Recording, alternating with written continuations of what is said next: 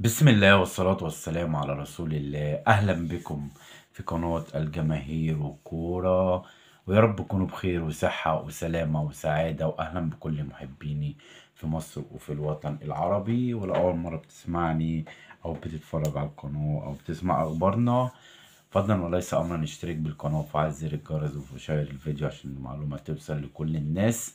النهاردة عندنا موضوع جديد وجايب لك كل التفاصيل بتاعت انتقال اللاعب الكبير والعالمي المصري أحمد سيد زيزو إلى الدوري السعودي، وخصوصا إلى نادي الشباب السعودي. كلنا عارفين إن نادي الزمالك بيمر بأزمة مادية كبيرة وطاحنة في خلال المجلس السابق والمجلس الحالي بإدارة كابتن حسين لبيب وكل الأعضاء. طبعا هم اللي ماسكين النادي دلوقتي وبيمروا بأزمة كبيرة. طبعا المجلس الإدارة الجديد استلم النادي، والنادي عليه إيقاف قيد وعليه مديونيات كبيرة جدا.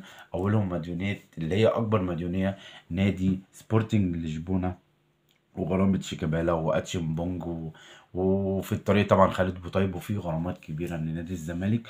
ونادي الزمالك مش قادر يجدد للعيبة ومش قادر يكون في فلوس في النادي. فهنا الأزمة اللي هتحل للنادي كلها هو انتقال أحمد سيد زيزو إلى نادي الشباب السعودي، والعرض الضخم الكبير اللي نادي الشباب السعودي مقدمه لنادي الزمالك. وانا اللي شايف ان ده الحل الوحيد والمأزق الوحيد اللي هيقدر يخرج منه نادي الزمالك، اللي هو يبيع احمد سيد زيزو لنادي الشباب السعودي. اللعيب الموسم الماضي كان عرض على نادي الزمالك 5 مليون دولار لانتقال اللعيب الى نادي الشباب السعودي، بس ساعتها نادي الزمالك رفض وتجدد العقد الايام اللي احنا فيها ديت. ونادي الشباب السعودي يرسل عرضا رسميا لنادي الزمالك لشراء احمد سيد زيزو في انتقالات الشتويه، انتقالات يناير. والكلام دوت هقوله لك تفصيليا، ومش هتسمعه غير عندنا في قناة الجماهير والكورة. ولو نسيت اللايك اعمله والاشتراك الجميل، وهقول لك كل التفاصيل. مش هتسمع الكلام ده غير هنا، تفاصيل عقد انتقال احمد زي زيزو. ورسميا احمد سيد زيزو في نادي الشباب السعودي في انتقالات يناير القادمه بعد كاس الامم الافريقيه. ان شاء الله اللعيب هيسافر للسعوديه. خلاص اللعيب وقع عقود رسمية للانتقال لنادي الشباب السعودي.